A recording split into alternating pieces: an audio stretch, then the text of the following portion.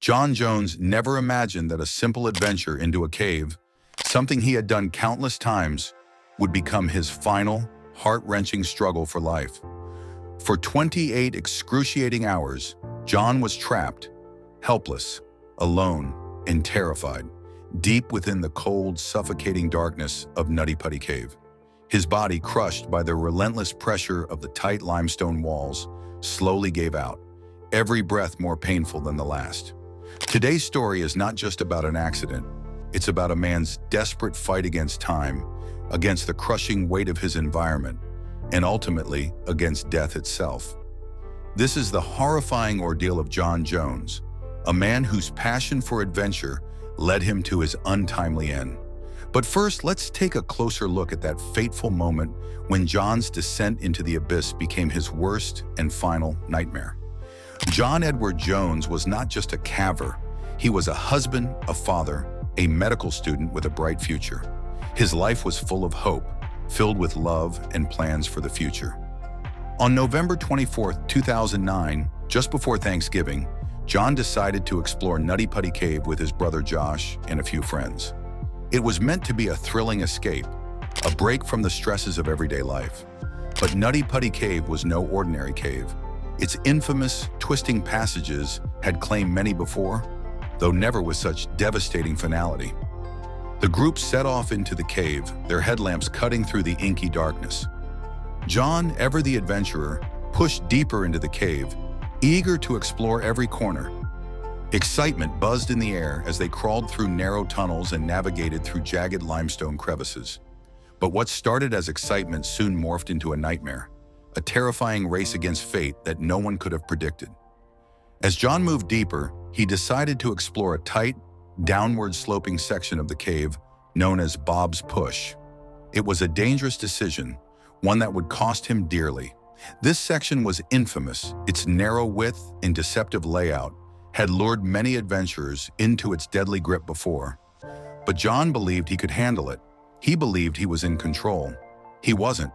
With every inch forward, the cave seemed to tighten its grip on John's body.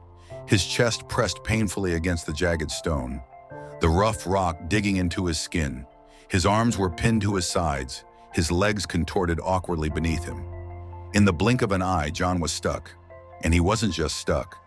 He was trapped upside down, his head below his feet, his body forced into a position that would soon lead to his slow, agonizing demise. Panic set in. John tried to move. He wriggled, he twisted, he strained with everything he had. But the cave's grip only tightened. The more he struggled, the more hopeless his situation became. His brother Josh, sensing something was wrong, scrambled to help him. But it was too late. John was completely immobilized, his body wedged into a passage no human was ever meant to enter. What followed was a nightmarish 28-hour battle for survival. John was trapped upside down in a space so tight, even his lungs couldn't fully expand. His breathing became shallow, his heart raced as it tried to pump blood through a body that was slowly shutting down. The crushing weight of the earth above him pressed down, both physically and mentally, as John fought against the growing sense of helplessness.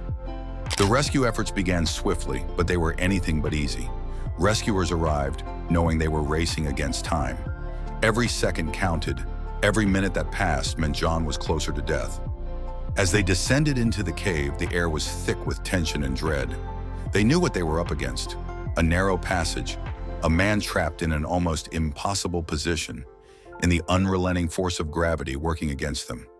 For hours, rescuers worked tirelessly, trying everything they could to free John. Hope flickered faintly as they secured ropes and pulleys in an attempt to pull him out. But every attempt ended in failure. The cave refused to let him go. Each tug on the ropes only seemed to press John further into the suffocating stone walls. And all the while, John's condition deteriorated. His breathing became labored, his heart worked overtime, and blood began to pool in his head, increasing the pressure on his brain. His body was slowly betraying him, and despite his unyielding will to survive, it was clear that time was running out. Above ground, John's wife Emily waited, her heart shattered by the knowledge that her husband was trapped far below, fighting for his life.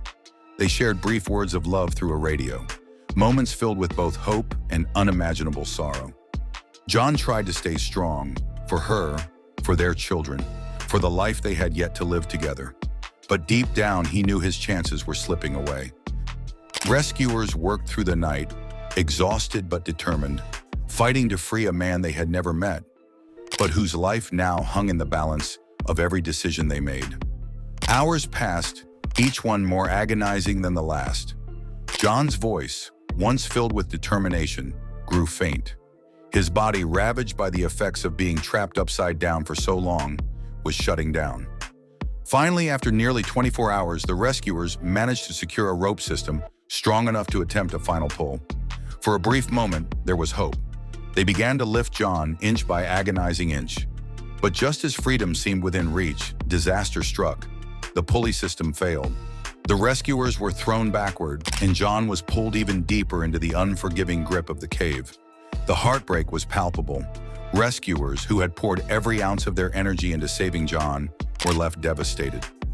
John's condition worsened rapidly. His organs were shutting down, his body was giving up. And finally, at 11:56 p.m. on November 25, 2009, John Jones took his last breath. After 28 hours of unimaginable suffering, his battle was over. He had fought with everything he had, but in the end, the cave claimed his life. In the aftermath, Nutty Putty Cave was sealed, with John's body still inside. It was too dangerous to recover him, and the decision to leave him there was a painful but necessary one. The cave that took his life became his tomb, a permanent reminder of the dangers that lie beneath the surface of our world. John's death wasn't just a tragedy, it was a gut-wrenching, soul-crushing loss for his family, his friends, and the entire caving community. It left behind a legacy of sorrow and a cautionary tale for anyone who dares to push the limits of nature's boundaries. But John was more than a victim of a cave collapse. He was a man who loved deeply, who lived for adventure, and who faced his final moments with courage. His story serves as a powerful reminder of the fragile line between thrill and tragedy. John's memory will forever be etched in the minds of those who knew him, and his story will live on as a sobering reminder of the risks and consequences that come with extreme exploration. In the end, John Jones wasn't just a man who died in a cave. He was a symbol of bravery, of love, and of the unrelenting human spirit. His story is both heartbreaking and inspiring, a tale of a man who refused to give up, even when all hope seemed lost. And that, perhaps, is the greatest tragedy of all.